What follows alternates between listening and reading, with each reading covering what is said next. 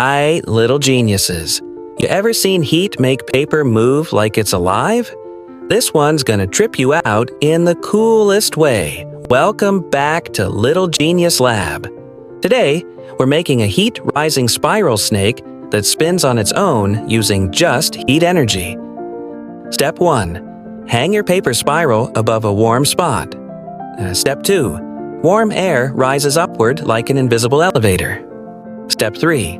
That rising air pushes the spiral from below. Step 4. Boom, the spiral starts spinning like it's alive. Warm air goes up, cool air goes down, creating a smooth airflow that keeps the spiral moving with zero hands. Allah says that in the changing of the winds are signs for people who think. Even this tiny rising air is part of his amazing system. The Prophet taught that sunlight helps remove harmful things. That same sunlight gives the heat that brings our spiral to life. Invisible things can have big power, just like Allah's help.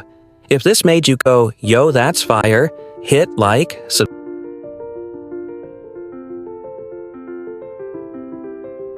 subscribe, and share.